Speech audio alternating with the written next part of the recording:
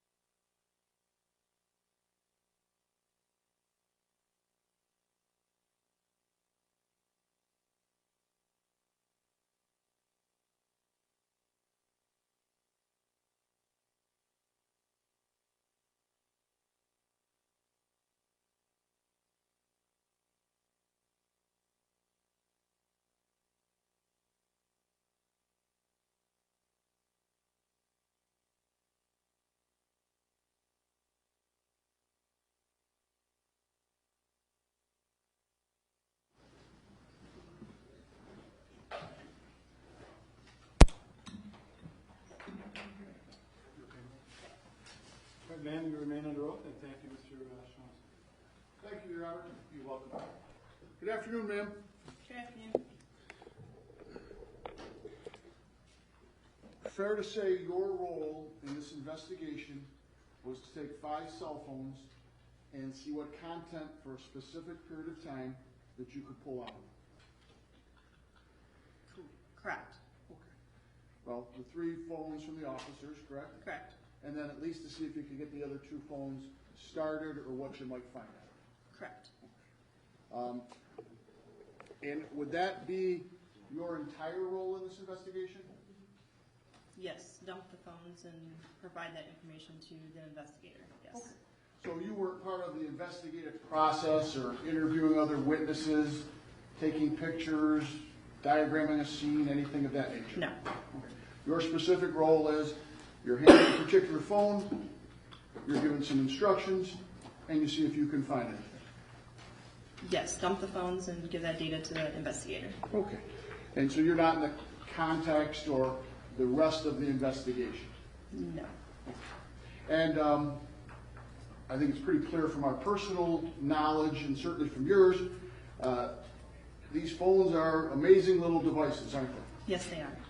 We've come a long way in the cell phone technology area. Yes. Correct? Yes. Okay. From the old phone in a box or a bag, right? Yes. And now we have these small phones that perform all kinds of tasks for us, correct? Correct. Okay. And iPhone 5 is better than iPhone 4, correct? Correct. And each one adds more bells and whistles, if you will. Correct.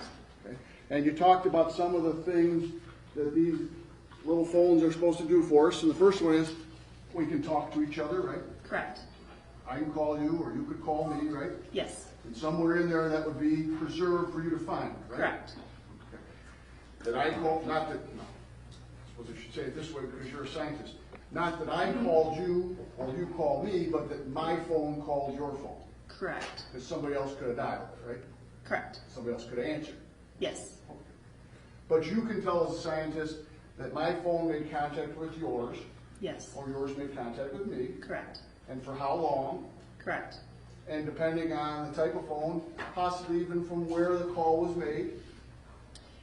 I cannot tell you that information. That phone or that data comes from the actual cell provider. So that would be for a different expert. Correct. But that exists. It does. Staying within your expertise, though, you can read the material that's left on the phone. Correct. What phone called, what phone, Correct. when, and for how long. Yes. Okay. Can tell if it got to voicemail instead. It would indicate miss. Okay. Now the phones can do all kinds of other things. We go on the internet on a lot of them. Yes. If I do an internet search on my phone, you're going to be able to tell from inside my phone where I was looking, right? Possibly, yes. Okay. And they can do all kinds of things that we used to do with pen and paper. I think you indicated they can keep a calendar. Yes. Okay. And many folks do that now, right? Correct. It's a popular feature in a phone. Yes. And if I keep my court calendar in my phone, and you took my phone, you could come back and say where I was on particular days, or at least where I was scheduled to be. Correct. My phone might not say I made it, but it would at least say that I put it down as an appointment. Correct. Okay. And you would keep that data. Yes. Right? And that's a perfectly lawful, legitimate use of a cell phone? Yes. Okay. And now cell phones can text messages to each other? Correct. Okay. And that's if I don't want to call you and hear your voice, I can just send you a message, right? Yes. Or vice versa. Correct. And that's all recorded, correct? Yes. And they can take pictures, right? Correct. Okay. It's a really nice added feature, right? Correct. We don't have to lug a camera and our phone somewhere now. Yes. And actually they take very good pictures, right? Yes, they do. Better than a lot of cameras, right? Correct.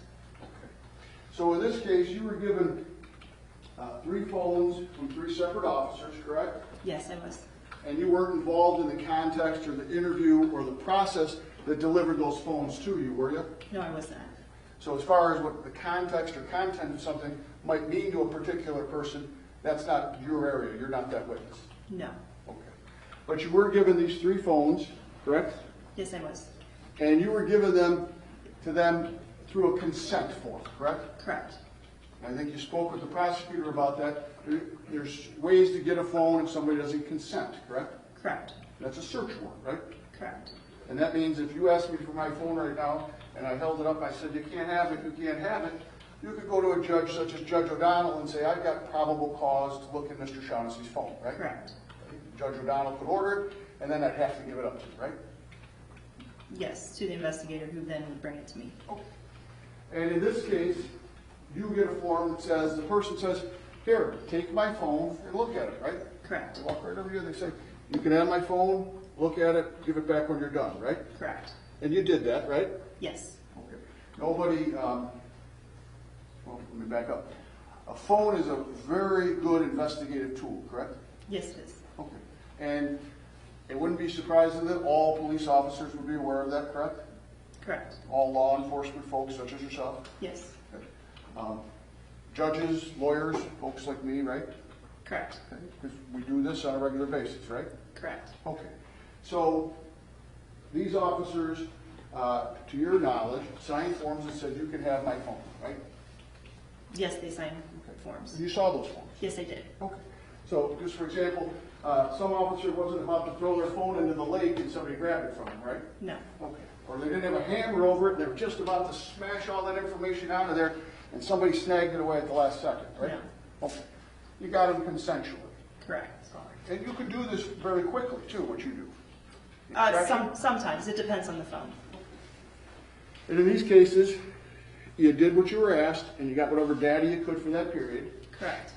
And that by no means, and I don't want to get into the other information that's personal on these phones, because these weren't police-issued phones, correct? I have no idea. There's a lot of other data on there, right? Correct.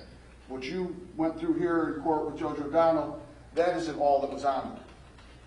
I provided everything that was on the phones to the investigator, and I specifically indicated the time frame that they were looking for. But, for example, and I'm not going to go into the individual officer or the content, with personal information on it. Correct. Things that, as law enforcement, you perceive that as family or personal, right? Correct. Okay. Perhaps even some differing crime scenes? I suppose, yes. Okay. Wasn't your job to go through all that, but I guess what I'm getting at is there was more information than just the snippet you showed us here today. Yes. And you provided to them the information that they asked, right?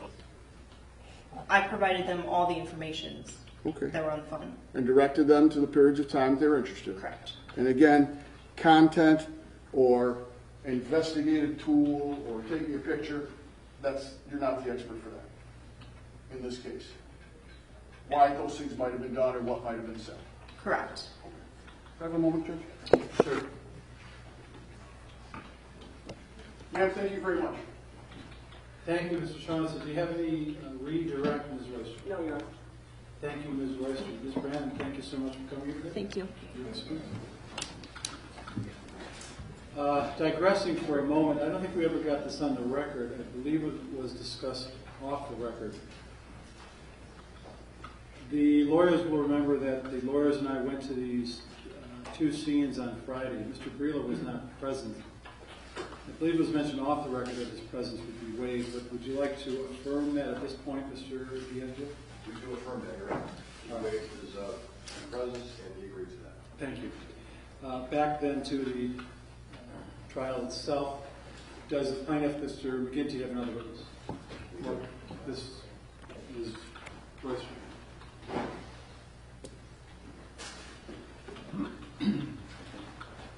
You stop there, please raise your right hand. Do you solemnly swear you testify the truth, the whole truth, and nothing but the truth, so help you God? I do. Okay. Kindly have a seat here. Please speak to the microphone.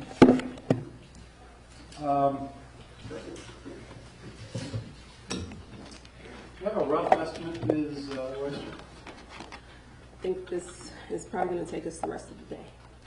How about more than? Can we get this done in an hour 45 with a little break? And try it. Well, I I just don't want to think so. alert you, sir, at this point, that you may have to resume tomorrow morning. My goal is to have you only come down here today, but if all of us start flagging, we may have to break and see you again tomorrow. Okay. So, but I'm not trying to rush you. I just want to get a sense. I expect that he is well aware that sometimes he has to come down twice. So thank you, Ms. Royster. Thank you, Your Honor. Good afternoon, Mr. Jones. Good afternoon. Could you please state your name and spell your last name for the record? Curtis Jones, C-U-R-T-I-S-S-J-O-N-E-S, And with whom are you currently employed? the Cuyahoga County Medical Examiner's Office. How long have you been with the medical examiner's office? Just over 15 years. And what is your current position? I'm the supervisor of the Trace Evidence Department. What is trace evidence? Trace evidence is a subdiscipline of forensic science that deals with the analysis of evidence samples that occur in small quantities, usually microscopic in nature, or it's a comparison of a known to an unknown sample, such as an unknown fiber to a garment, or an unknown piece of tape to a roll of tape, something similar to that.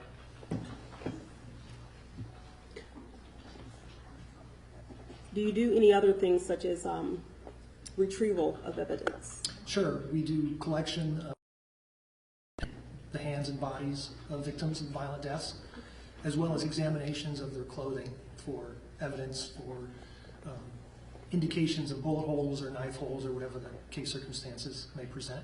Okay. And what about photography? Does that happen within the medical examiner's office at your direction sometimes? It does, yes. Tell us about your educational background. I have a Bachelor's of Science degree in law enforcement with a chemistry minor from Western Illinois University, and I have a Master's of Science degree in forensic science from the University of New Haven. Have you ever testified as an expert before? I have, yes. In what area have you testified as an expert? Trace evidence exam. And is your official title a forensic scientist? Yes. And in testifying, have you actually testified in court before? I have, yes. You have an estimate of how many times? Testified before, and with no objection to his testimony here. Well, here's what you can do, Ms. Royster. If you want, you can shortcut some of the qualifications, but I suppose if you think it's important, you're welcome to go into all of them. But the point is you've been alerted that you're not going to draw an objection on the basis that he's not qualified. Understood, Your Honor. Can you just finish that one question, Mr. Jones? Over 200 times. Over 200 times. How did you become involved in the matter that we're here for today? The date that the bodies were received, I was on call that day. I was accepting new cases. Okay. And what date was the body received? November 30th of 2012. Do you know around what time you would have been working? I don't recall exactly. I think it was early afternoon, maybe. And in what condition? How did you receive the bodies? Received in a vehicle. So the entire vehicle was shipped to the medical examiner's office? Yes. Okay. And do you know how it was transported to the medical examiner's office? I don't. I wasn't there when it was dropped off, but I believe it was by flatbed. And where was it stored at when it was dropped off? We have a secure vehicle examination bay within the medical examiner's office that the vehicle was moved into. What was the first thing you did when the vehicle arrived, or when you came in contact with the vehicle? Cause photographs to be taken of the exterior of the vehicle. And why was it important to take those photographs? Document the condition of the vehicle as it was received to the medical examiner's office.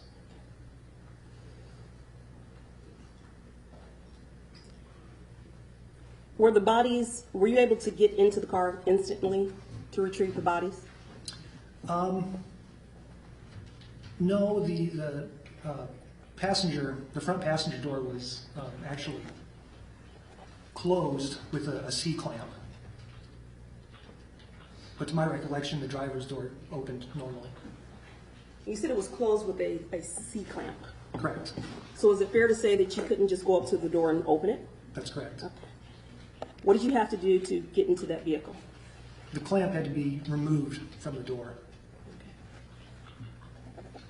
Okay. Did you take any photos of the inside of the vehicle? I did, yes. Okay. Walk us through the first step with regards to taking the bodies out. What do you do? Well, first, car is photographed as it's received. There was a sheet over the windows which was removed, and then photographs were taken of the bodies in the car as they were received from the medical examiner's office. Then, individually, the victims were removed from the vehicle. Door was opened. Myself and some other individuals removed each victim from the vehicle to the ground. There was a sheet laid out, and then we, using the sheet, we moved the body from the floor onto a body cart. Okay, so someone was assisting you that day? Yes. Who would that have been? Do you recall? Yeah, another forensic scientist within the Trace Evidence Department. His name is Daniel Mabel, Spell his last name for us, please. M-A-B-E-L.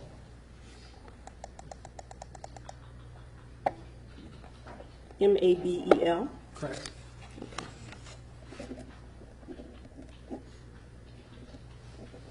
Was it your job to search the inside of the vehicle? Initially, yes. It wasn't too long after receipt of the vehicle and removal of the bodies where a determination was made that essentially the state lab would be doing the bulk of the analysis. So once the bodies were removed, I made a cursory examination of the interior of the vehicle of what I could see for the presence of a firearm or for fired cartridge casings. Okay. When you say cartridge casings, are you talking about bullets? Well, bullets too, but cartridge casings are the portion of the bullet that once a weapon's fired, this portion is ejected out of the weapon on a semi-automatic pistol. Okay. And so you were doing a cursory review for that? Right. And did you see anything like that in the vehicle? I didn't see a firearm and I didn't see any fired cartridge casings in the areas that I looked. Do you recall the areas that you looked again? It was the passenger front driver, and then the rear seat of what I could see. There was a large amount of items in the back seat that I didn't remove. You didn't remove. Now, when you looked in the vehicle for these cartridges or any kind of casings, did you look with the bodies inside the vehicle first, or did you move the bodies first? I did, again, a cursory examination of the bodies in the vehicle before they were removed, just to make sure there wasn't anything that needed to be collected right away off the body before it was removed. Then the bodies were removed, and I did a cursory exam with the bodies removed of the vehicle interior. Do you remember the make and model of the vehicle? It was a Chevy Malibu, I believe. I don't know what the year was. Remember the color? It was like a light blue. Did you ever learn the names of the individuals within that vehicle? Yes. And what were their names? Timothy Russell and Malissa Williams. Okay.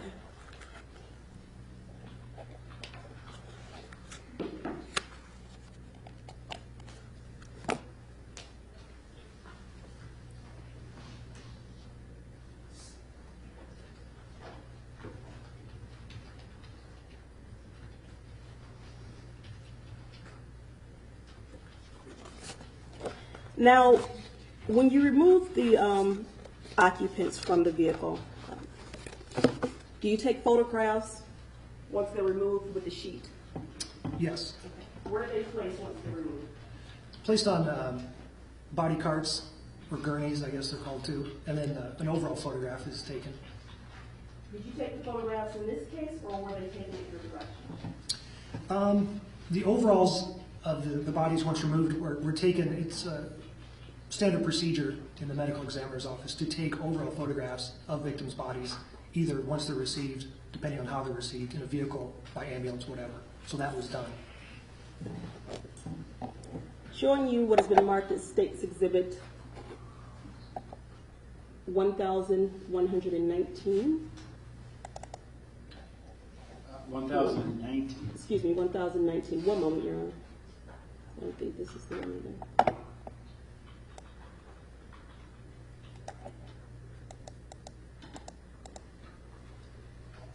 Showing you what is marked as State's Exhibit 1034. Do you recognize this photograph? I do. And what is this a photograph of? State's Exhibit 1064, is that correct? 34, I'm sorry. 1034 Yes. is an overall photograph taken from the front driver's side of the Chevy Malibu. Upon receipt at the medical examiner's office, the sheet's been removed from the windows. 1035. State's Exhibit 1035 is a photograph taken from looking in the front passenger window at the victim's bodies in the front seats of the vehicle. State's Exhibit 1036. State's Exhibit 1036 is a photograph taken from the driver's window, again showing the victim's bodies as they were received at the medical examiner's office. State's Exhibit 1037. State's Exhibit 1037 is a photograph showing the front driver and passenger compartment taken from the driver's side after the bodies were removed. State's Exhibit 1038. State's Exhibit 1038 is a photograph taken from above the hood and windshield of the vehicle within the vehicle bay. State's Exhibit 1039. State's Exhibit 1039 is a photograph taken from above showing the roof of the vehicle as well as the front and rear windows of the vehicle. State's Exhibit 1040. State's Exhibit 1040 is an overall photograph showing the trunk area of the vehicle from above.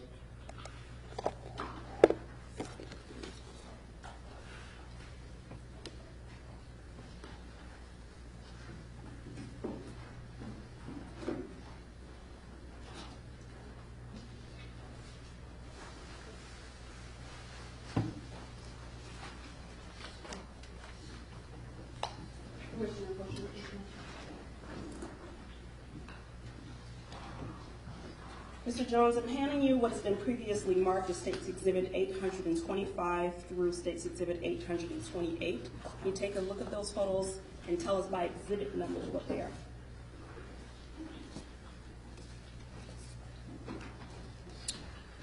are? State's Exhibit 825 is a photograph showing the front of Malissa Williams. She's still fully clothed.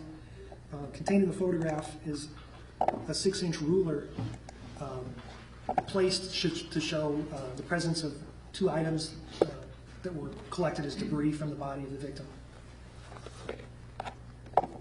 And actually appear in the trace evidence report for Malissa Williams as well. State's Exhibit 826 is a photograph of Malissa Williams' face taken upon receipt at the medical examiner's office. The victim is still clothed at this point.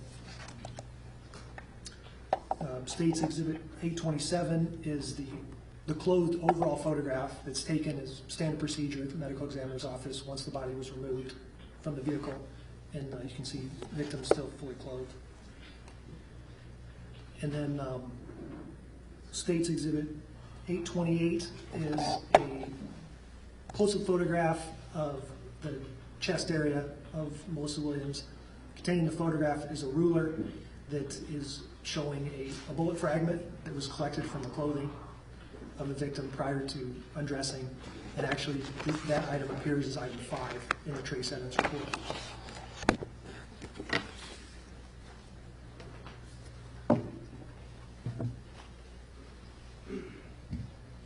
Handing you what has been previously marked as State's Exhibit 985 and State's Exhibit 962. Can you tell us what those are?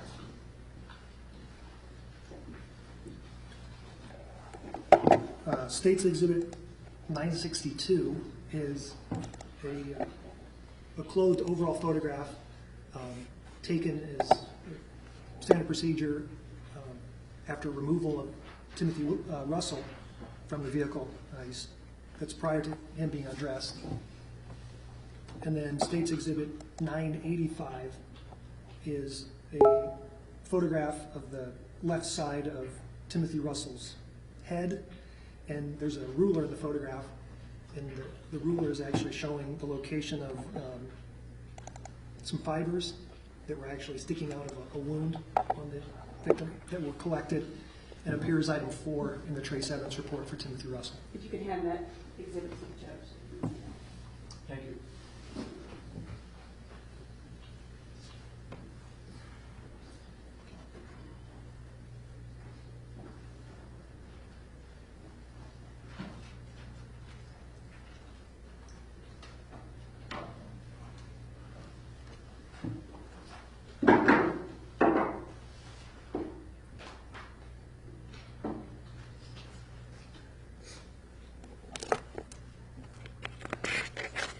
Now, Mr. Jones, once the bodies arrived at the medical examiner's office, did you start working on them right away? Yes. And did you write any reports detailing the work that you did? Yeah, the reports list any samples collected from the victims or any tests performed on the victims, as well as their clothing items.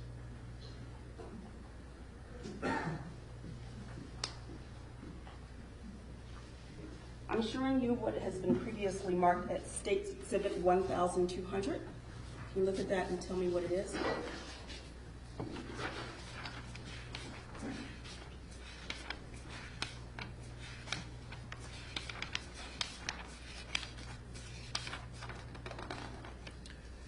State's Exhibit 1200 is a copy of the trace evidence report for medical examiner's case number IN 2012-02024, Malissa Williams, consisting of 12 pages. My initials appear on every page and my signatures on page 12. Handing you what has been previously marked as State's Exhibit 1201. And tell us what that is.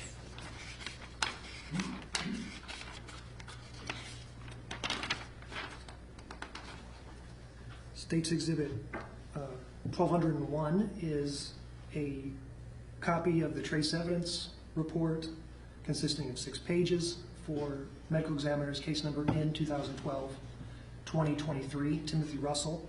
My initials appear on each page and my signature appears on page 6 of 6.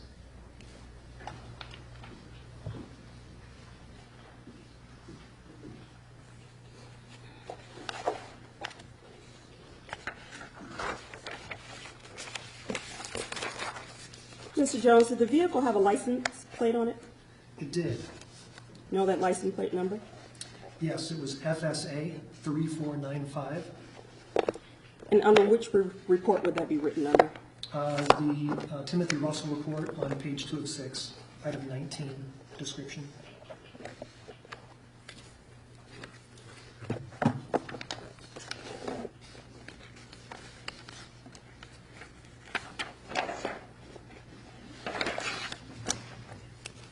After you examined the vehicle and took the bodies out of the vehicle, directed photographs, what was the next thing that you did? It would have been the initial examination of the victim's body plus the hand examination, which consists of collecting samples from the victim's hands and performing tests on the victim's hands, and then undressing the victim or victims. Is there a name to that test you do on their hands? Well, it all depends. There's a bunch of different things. The chemical test that we do is called a trace metal detection test. What is the purpose of that? The test is designed to determine if an individual has held on to a metal object prior to being brought to the medical examiner's office. Okay. And you said you did that here? I did, yes. Okay. Did you have any results as it relates to Malissa Williams? Malissa Williams was received with gloves on, so I performed the test on the gloves, and there was no reaction observed on the gloves. What about Timothy Russell? He was not wearing gloves, and I performed the chemical test, trace metal detection test, on his hands, and there was no reaction observed on either of his hands. Okay. What about gunshot residue test? Gunshot primer residue samples were collected from both the hands of Timothy Russell and the hands of Melissa Williams, or the gloves of Melissa Williams. You said they were collected. Did you do the actual testing yourself? I did not. We released those samples. You know who you released them to? Ohio BCI. Okay. Is there any type of visual test that you can do to detect gunshot residue? Not gunshot primer residue, no. Not that we use. Okay.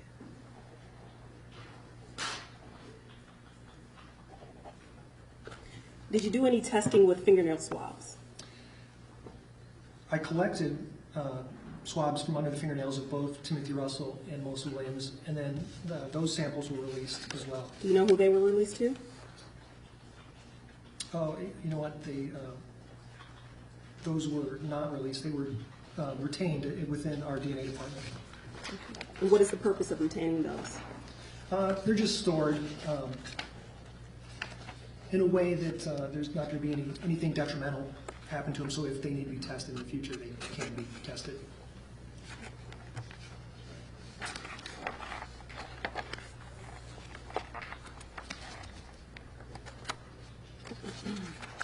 The clothes of Timothy Russell and Malissa Williams, were they removed? They were. Did you remove the clothing? I did.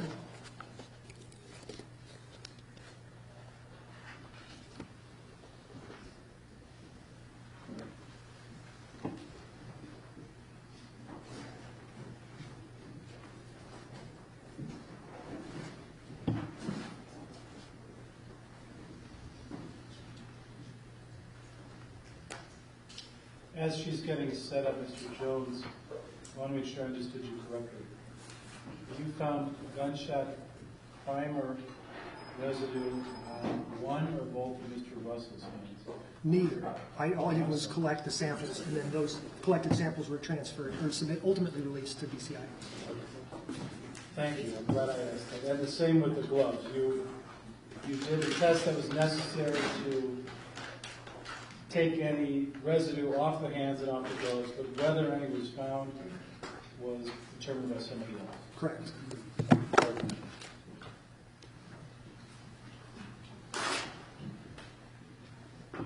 Mr. Jones, I'm handing you what has been previously marked as State's Exhibit 867 through 893.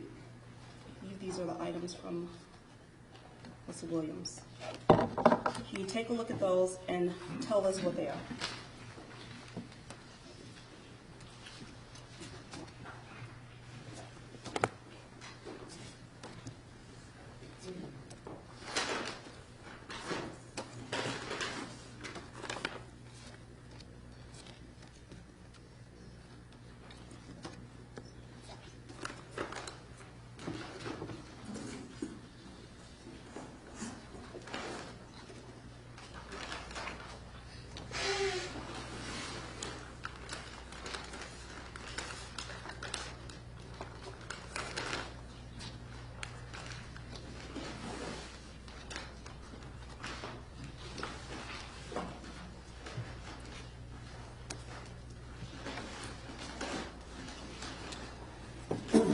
State's Exhibits 867 through 893 are photographs that I had taken at my direction of items of clothing received with the body of Malissa Williams. And what is this in photograph 866? State's Exhibit 866 is an overall photograph of the white belt received with the body of Malissa Williams. You said 867 would be what? State's Exhibit 867 is a photograph of the black and white socks received with the body of Malissa Williams. 868. State's Exhibit 868 is an overall photograph of the opposite side of the socks received with the body of Malissa Williams.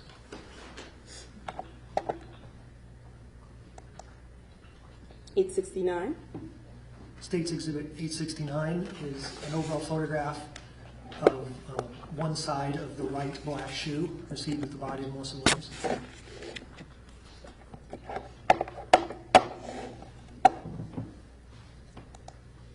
$870. State's Exhibit 870 is an overall photograph of the left black shoe received with the body of Malissa Williams.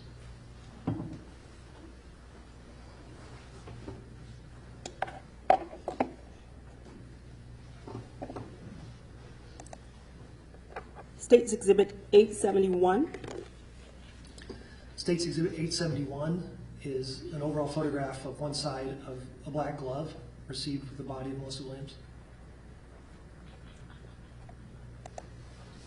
State's Exhibit 872. State's Exhibit 872 is a close-up photograph of a bullet hole labeled O located on a black glove received with the body of Malissa Williams. One moment, Brian. Sure.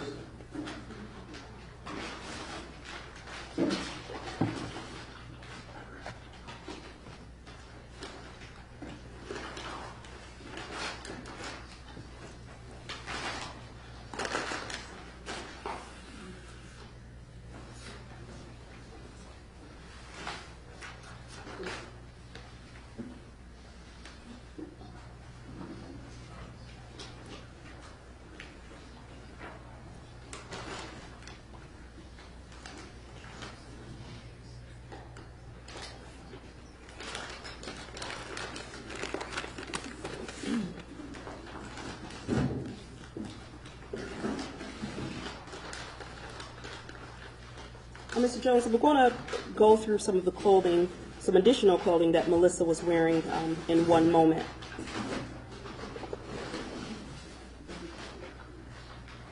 But let me ask you a question. With regards to the clothing, how were they stored once you removed them?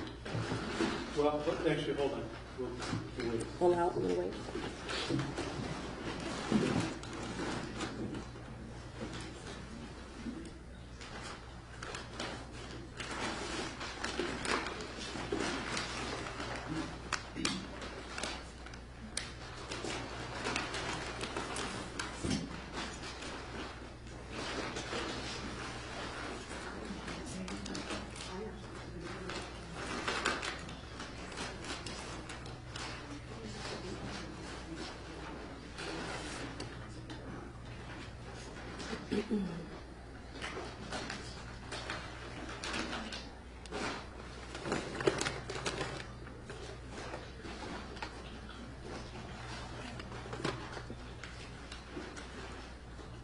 Would you guess, Ms. Reister, that you have ready at hand those things you'll need in the next 15 to 20 minutes? Yes, Your Honor.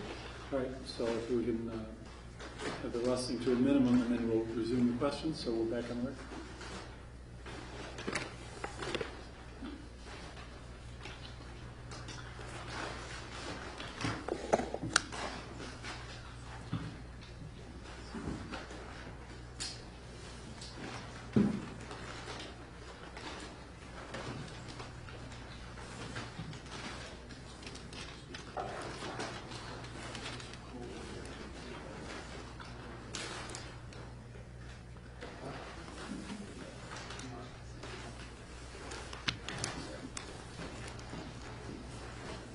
Jones, while they're setting up some items, we can continue. I'm handing you what has been previously marked as State's Exhibit 894. Well, I don't mean to be one of those people, but that's what I meant about the setting up, is I have a feeling it makes it difficult for a record to be made. Okay. So if you don't mind, Mr. Gallagher, we can keep the rustling to a minimum, and then when she needs something, though, I think she knows exactly where it is. I do now, Your Honor. And we'll be taking, Mr. Gallagher, a break in 15 minutes or so anyway, and you could set things up more readily. Handing you what has been previously marked as State's Exhibit 894 through 915. Can you just go through those and tell me if you recognize them?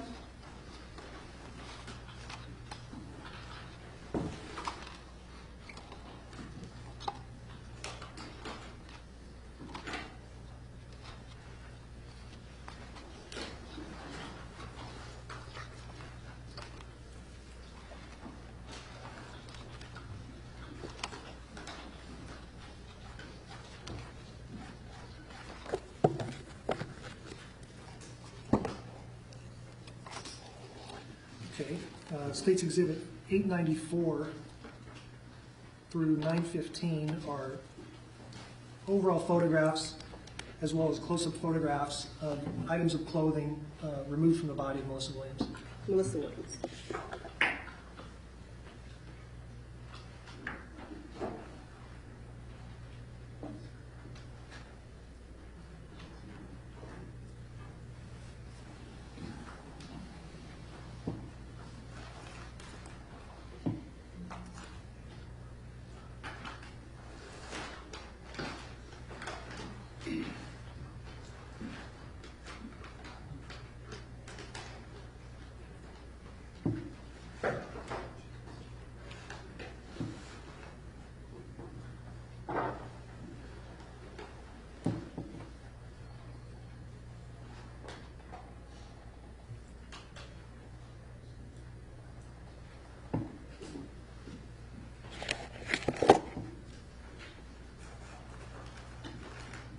Handing you what has been previously marked as State's Exhibit 916 through 929. Take a look at those.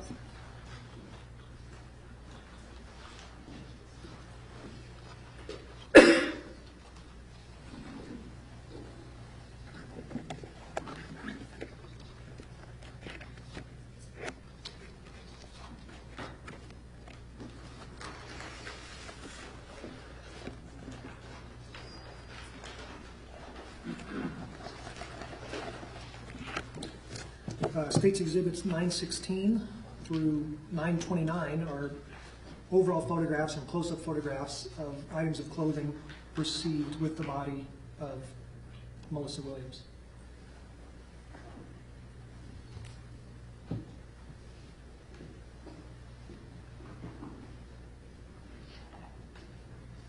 Handing you what has been previously marked as State's Exhibit 930 through State's Exhibit 961. Take a look at those.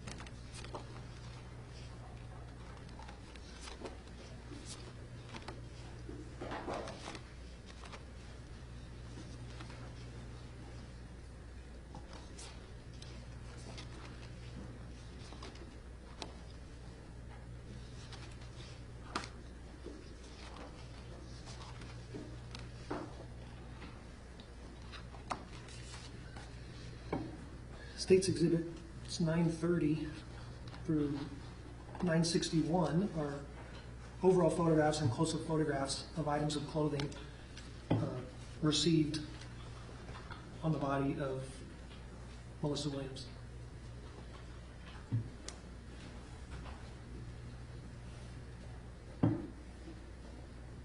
Mr. Jones, each article of clothing that was removed from Malissa Williams, would you have documented those items in your report? Yes.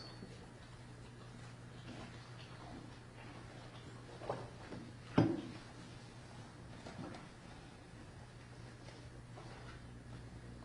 want to move you to State's Exhibit 986.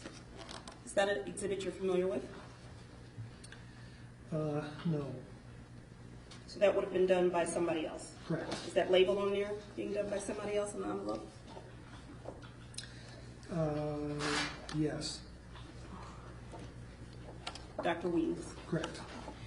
Have you ever seen that fiber before in State's Exhibit 986? 986. No. There was a fiber sample that I tested. There was a different fiber sample than this one. Okay. Handing you what has been previously marked as State's Exhibit 993 through State's Exhibit 1006. Can you take a look at those photos?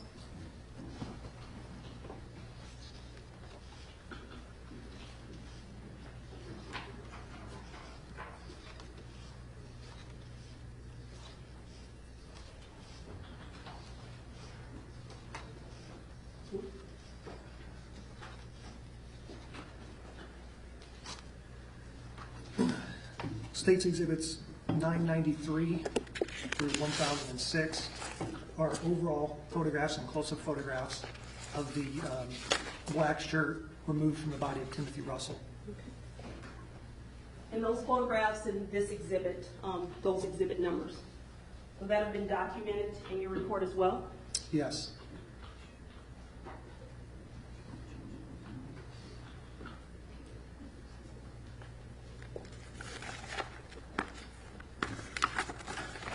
Now, Mr. Jones, when you took the clothes off, were you looking for anything in specific? Yeah. Bullet fragments that could be recovered. Generalized debris that may be or may not be of value was collected.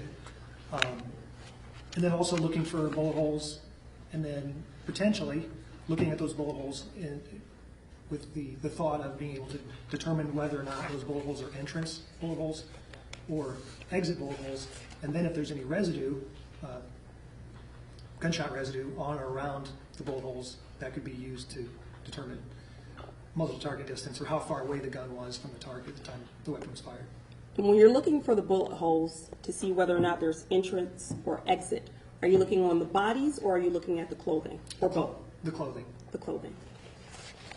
Same thing with, did you say residue or stippling? Gunshot residue, various types.